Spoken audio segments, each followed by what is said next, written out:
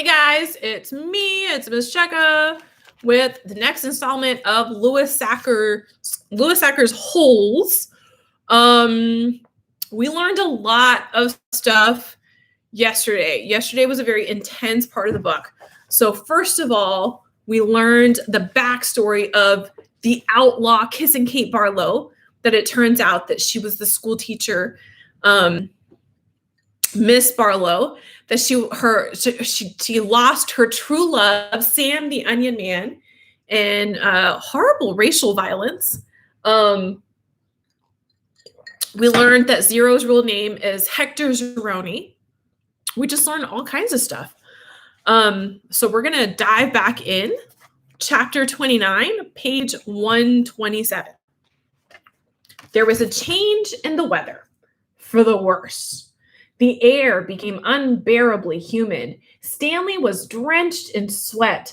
Beads of moisture ran down the handle of his shovel. It was almost as if the temperature had gotten so hot that the air itself was sweating.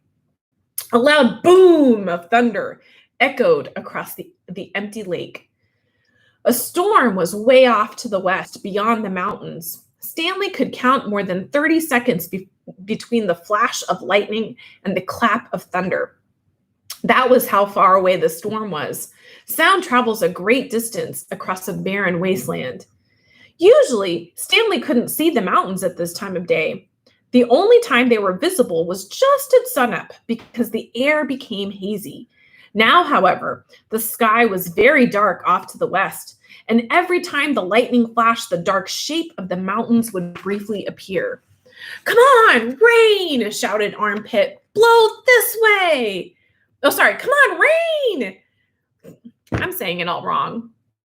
Have you ever wanted rain to come this way? It would be more like, "Come on, rain!" Anyway, maybe it'll rain so hard it will fill up the whole lake, said Squid. "We can go swimming." 40 days and 40 nights, said X-Ray. "Guess we better start building us an ark. Get 2 of each animal, right?" "Right," said Zigzag. 2 rattlesnakes, 2 scorpions, 2 yellow-spotted lizards. The humidity, or maybe the electricity in the air, had made Zigzag's head even more wild-looking.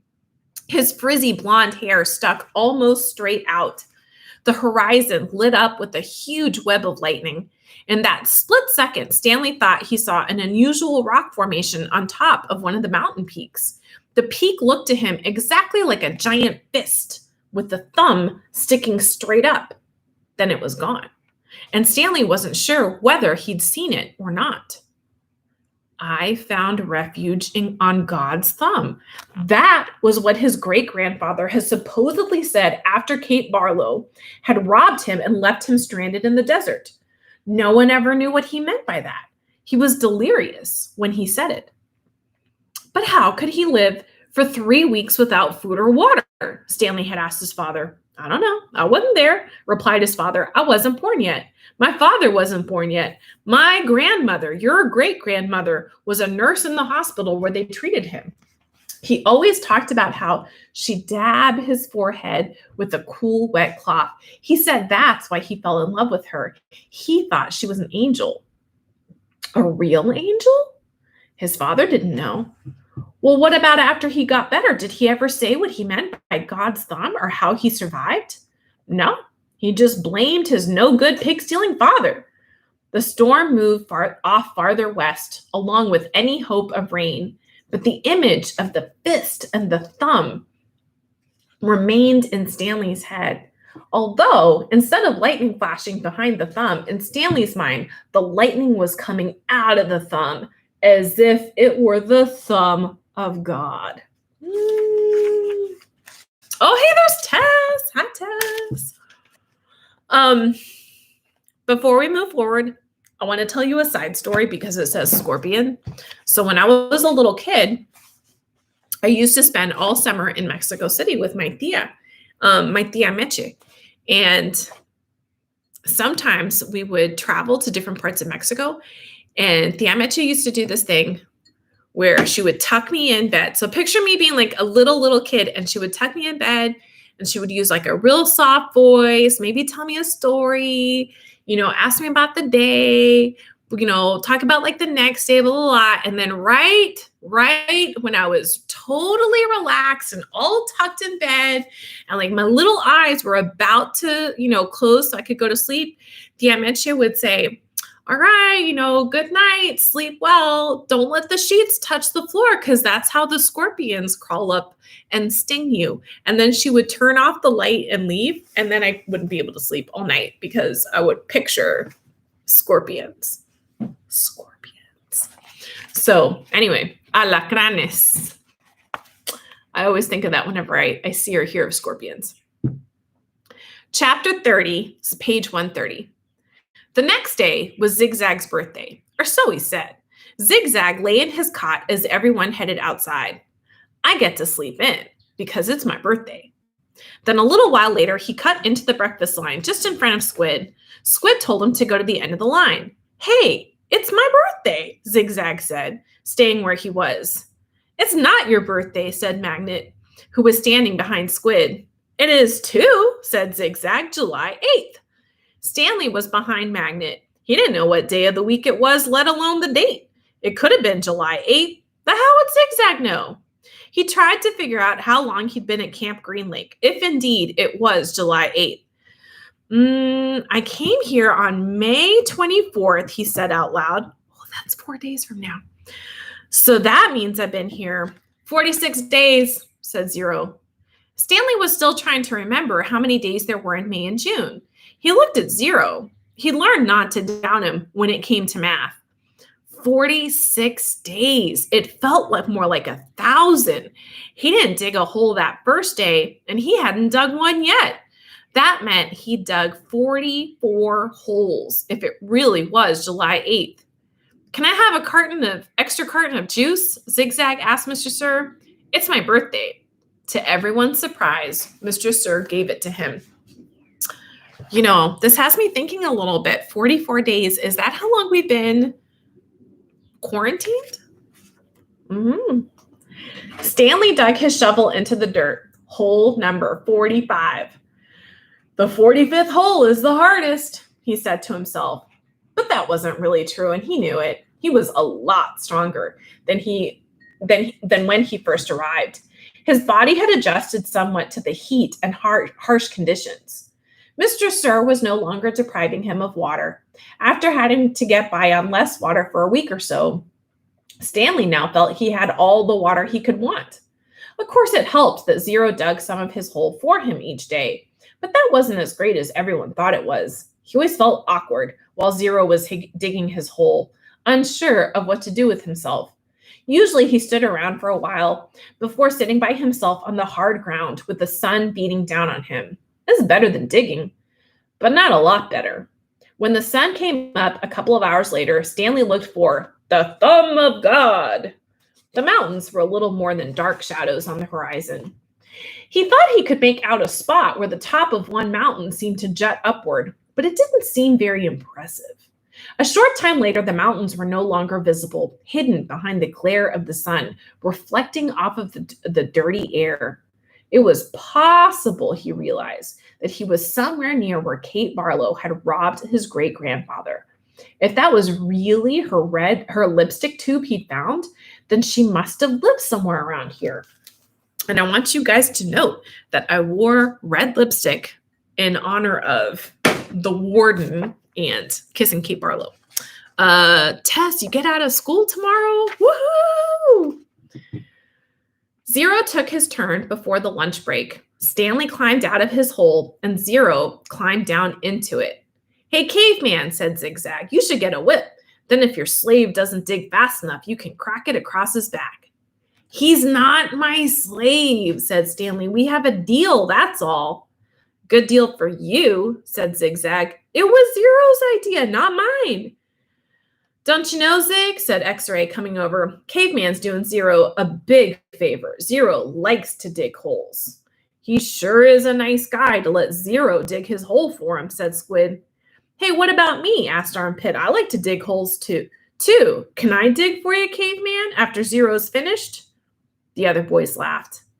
No, I want to, said Zigzag. It's my birthday. Stanley tried his best to ignore him. Zigzag kept at it.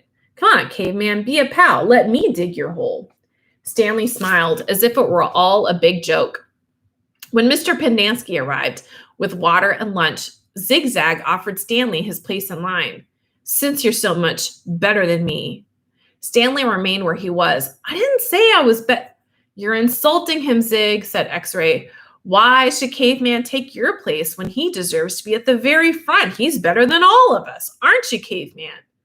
No, said Stanley. Sure you are, said X-Ray. Now come to the front of the line where you belong.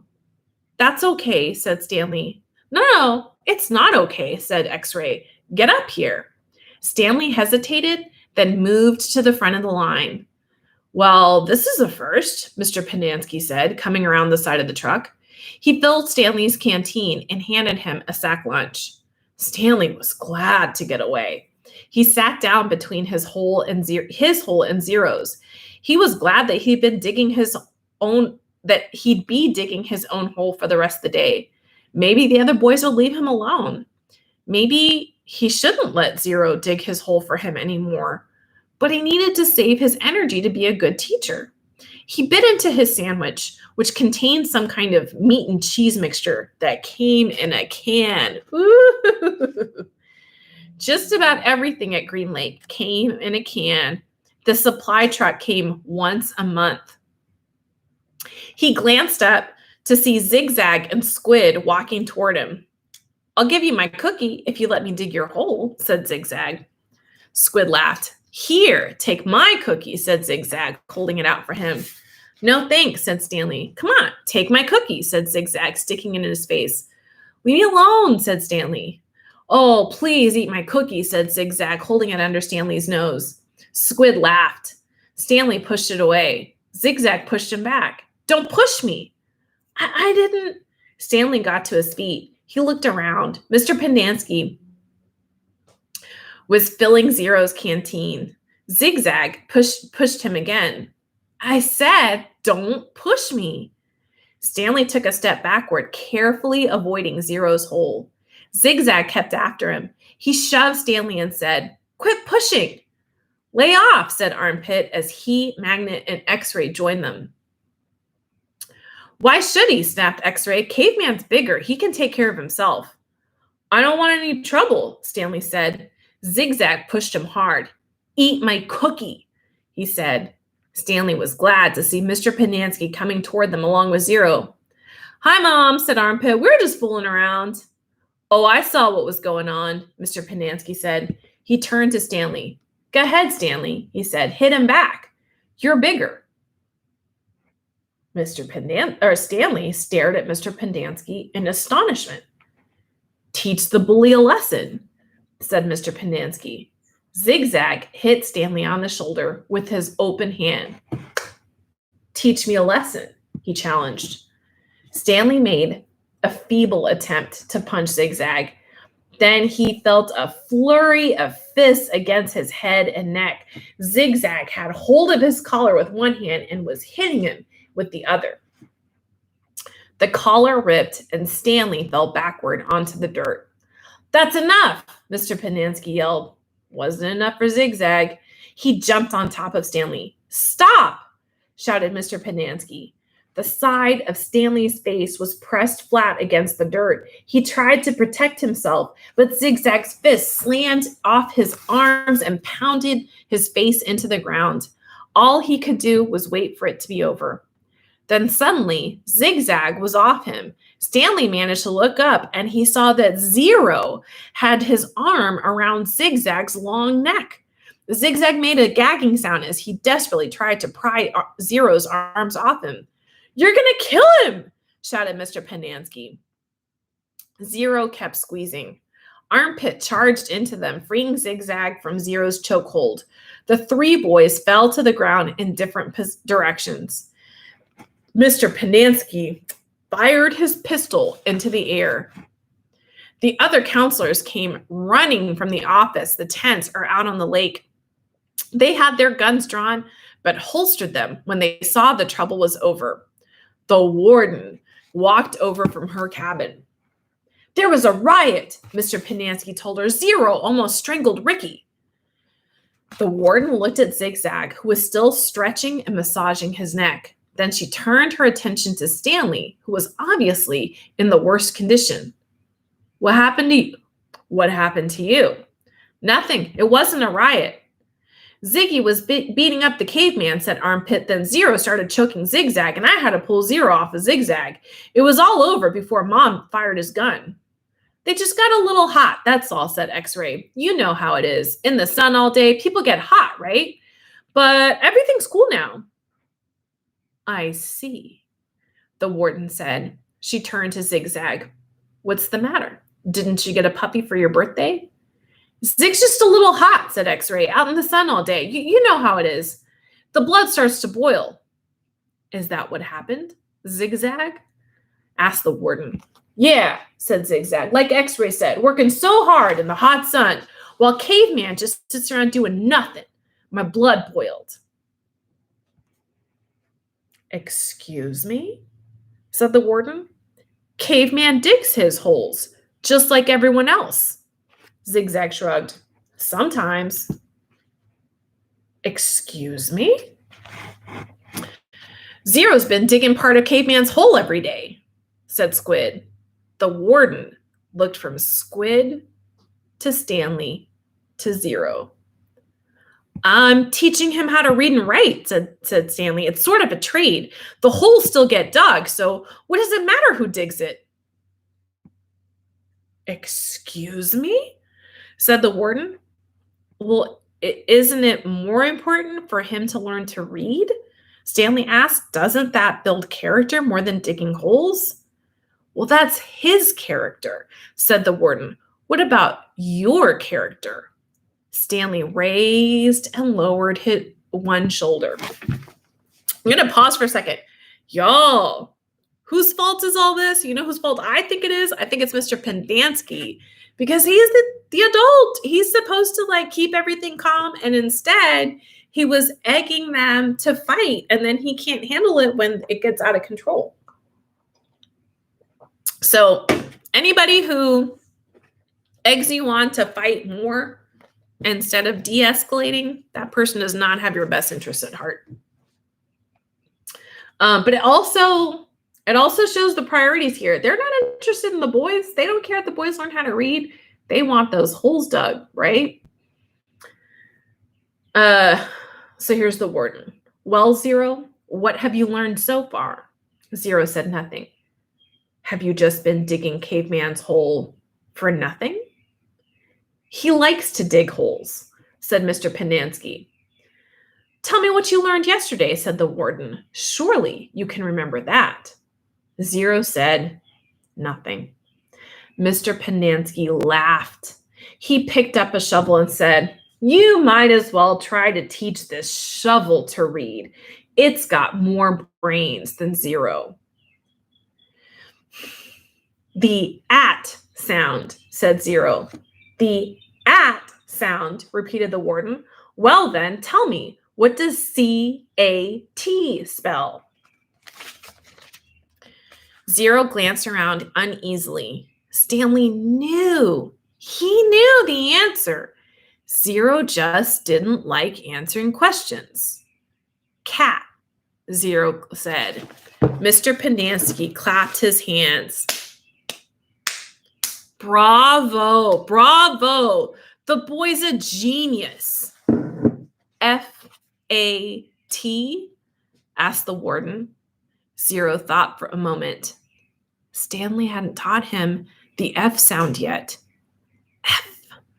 Zero whispered. F. At. Fat. How about H-A-T? Asked the warden. Stanley hadn't taught him the H sound either. Zero concentrated hard and then said, chat. All the counselors laughed. Oh, he's a genius, all right, said Mr. Pendanski. He's so stupid. He doesn't even know he's stupid. Stanley didn't know why Mr. Pendanski seemed to have it in for Zero. If Mr. Pendanski only thought about it, he'd realize it's very logical for Zero to think that the letter H made the ch sound. Okay, from now on, I don't want anyone digging anyone else's hole, said the warden. And no more reading lessons. I'm not digging another hole, said Zero. Good, said the warden. She turned to Stanley. You know why you're digging holes? Because it's good for you. It teaches you a lesson. If Zero digs your hole for you, then you're not learning your lesson, are you? I guess not, Stanley mumbled, although he knew they weren't digging just to learn a lesson. She was looking for something that belonged to Kiss and Kate Barlow. Why can't I dig my own hole but still teach Zero to read? He asked. What's wrong with that? I'll tell you what's wrong with that, the warden said. It leads to trouble. Zero almost killed Zigzag. It causes him stress, said Mr. Pendanski. I know you mean well, Stanley, but face it, Zero's too stupid to learn to read. That's what makes his blood boil, not the hot sun. I'm not digging another hole, said Zero. Mr. Pendanski handed him the shovel. Here, take it, Zero. It's all you'll ever be good for. Zero took the shovel, and then he swung it like a baseball bat. The metal blade smashed across Mr. Pendanski's face. His knees crumpled beneath him. He was unconscious before he hit the ground. The counselors all drew out their guns. Zero held the shovel out in front of him as if he were going to bat away the bullets. I hate digging holes, he said. Then he slowly backed away.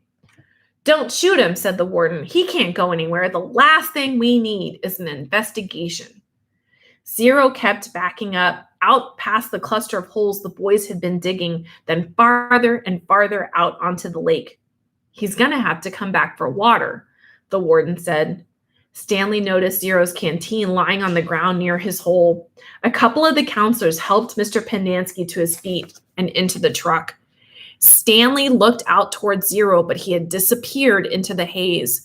The warden ordered the counselors to take turns guarding the shower room and the rec room all day and all night.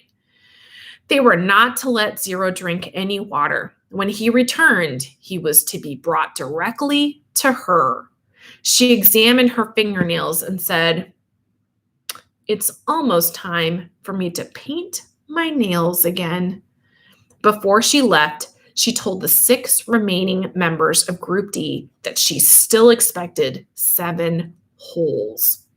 So I know we've run out of time, but I still want to talk about Mr. Pendanski because, oh my gosh.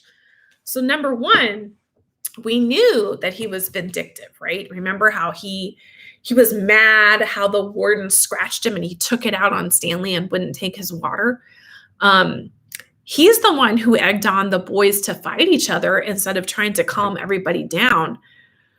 But listen to how he talks to Zero, right? I mean, he really humiliates him. He's mean to him. He calls him stupid. He calls him dumb. That's terrible, right? Like, that would be terrible for the kids to talk like that to each other. But for the adult that is supposed to be helping them and in charge of them, it's even worse because it's unequal, right? Like, what can Zero do to Mr. Pendanski? Zero doesn't have any kind of control. And also, it's not even true. Like, we've seen multiple times that Zero is really, really good with numbers and with mathematics. And so I think that happens sometimes, is that sometimes when people get made fun of for being dumb or being whatever, it's that they don't want to perform for somebody who's just a cruel person, right? Because Zero is smarter than Mr. Pendanski thinks, but Mr. Pendanski is exactly as cruel as Zero thinks that he is, right? So anyway, you should not hit people with a shovel. And remember that we discussed it. Like, that's kind of cartoon violence, because in real life, you could actually kill somebody with a shovel. So You shouldn't react that way, but I think that we, between the two, we really kind of sympathize with Zero because, yeah, Mr. Pendanski, he's an instigator. He's really mean. I see Tess agrees with me. Yeah. Okay, so tomorrow we read chapter 31 and see what happens to Zero out in the desert. All right, be good. Bye, guys.